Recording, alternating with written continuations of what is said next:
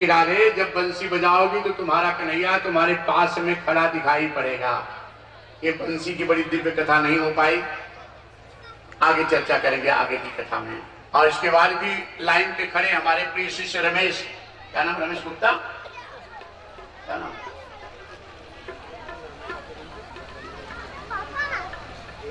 कहाँ है रमेश?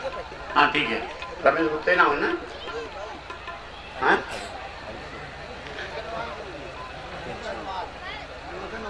रमेश मोदन, हाँ ये जगह इसके आगे की कथा की लाइन में ये करें तो अभी श्रावस्ती वालों भिंगा वालों को बराबर कथा मिलती रहेगी साल दो साल।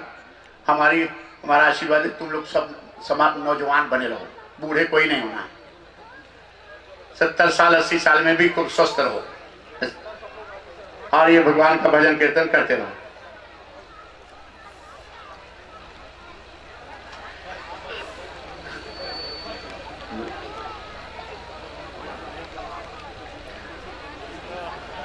बोल द्वारिकाधीश भगवान की, आदिशक्ति महारानी रुक्मिणी मातु की। और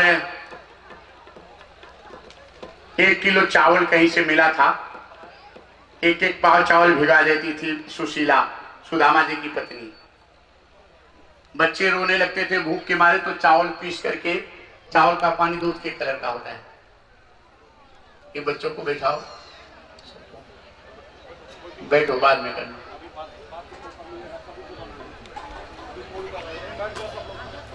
वही दूध बता करके देती थी, बच्चे रोते थे माँ ये दूध नहीं है, माँ भी रोती है, जानती थी कि दूध तो है नहीं,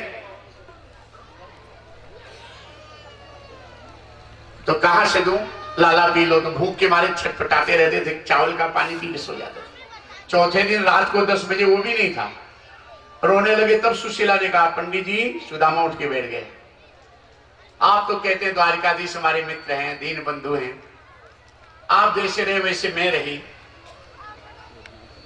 इन बच्चों के लिए आप द्वारिकापुरी जाओ। सुदामा का उत्तर इतनी गरीबी पे कि शिक्षक हो सिगरे जग को तीय,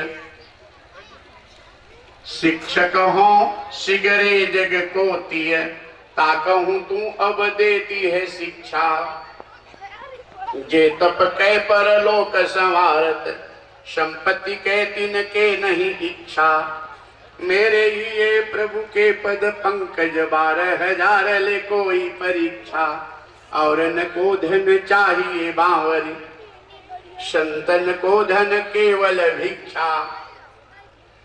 सुशीला कहती है महाराज बच्चों के लिए नहीं है, हमारी तो आपकी बात छोड़ दो। तैयार होते हैं सुदामा जी और बेटी के घर, बहन के घर, फुआ के घर, संत गुरु के पास खाली हाथ नहीं जाना चाहिए। शास्त्र कहता है राजा के यहाँ कुछ भेंट लेके जाओ, यथाशक्ति। मन की बात जान के 4 घर से एक मुट्ठी चूड़ा मांगी, लेकिन चारों मुट्ठी चूड़ा 4 गठरी बनाई, तब एक गठरी बना के दी कि ताकि भगवान जब खाने लगेंगे तो 4 तरह का चूड़ा देखकर जान जाएंगे कि भीख मांग के लाया। ये चूड़ा हमारी गरीबी के हाल प्रभु से जानती थी, निष्काम भक्त महाभागवती हमारे सुदामा जी कभी नहीं कहेंगे भगवान को कि मेरी गरीबी अपनी नहीं सुनाएंगे, ये चूड़ा भगवान को अपनी गरीबी बता देगा, क्योंकि भगवान कृष्ण और सुदामा की मित्रता बचपन से थी। संदीपनी मुनि के आश्रम में लकड़ी तोड़ने के लिए जाते थे दोनों जन। सुदामा कहते थे कन्हैया तेरे अंग बड़े कोमल हैं कि तेरे अंग लकड़ी तोड़ने लायक नहीं है। अपने हक की लकड़ी तोड़ते थे, भगवान कृष्ण के हक की लकड़ी तोड़ते थे। कन्हैया तेरे अंग लकड़ी ढोने लायक नहीं है, अपनी भी लकड़ी और भगवान कृष्ण की लकड़ी सुदामा लेके आते थे, भगवान को कभी ढोने नहीं दिले। ऐसी मित्रता थी। एक दिन अचानक सब भोजन कर चुके थे, थोड़ा सा चना था, गुरु माता रखी थी भगवान कृष्ण और सुदामा के लिए। ये लोग जंगल में जाएंगे तो चना दे दूंगी, खाने के लिए भूख लगी है, और दुर्वासा जी आ गए, कुछ खिला दो। गुरु माता ने विचार किया कि इतना बच्चों के लिए है, अब इनको देंगे तो एक और दूसरा है नहीं, भूखे रहेंगे, ना कर दी, कभी कुछ नहीं बाद में आ पाएगा। दुर्वासा की नजर, दुर्वासा जी की नजर चना के ऊपर पड़ गई। चना है फिर भी मुझे दे नहीं रही। बाहर गए तो दुर्वासा जी श्राप दे दिए, जाओ हमें चना रख करके नहीं दी, ये चना जो खाएगा वो महादरिद्र हो जाएगा। सुदामा जी सुन गए दुर्वासा जी की श्राप को, इसलिए सुदामा जी भगवान कृष्ण को चना नहीं खाने दिए कि मैं दरिद्रता सह लूंगा, मेरा मित्र नहीं गरीब हो। और भगवान कृष्ण जान गए ये सारी बातें, इसीलिए सुदामा भगवान को चना नहीं खाने दे। ऐसी मित्रता सुदामा जी की। आ रहे हैं, आओ देखेंगे सुदामा जी द्वारिकापुरी के लिए लड़खड़ा रहे हैं और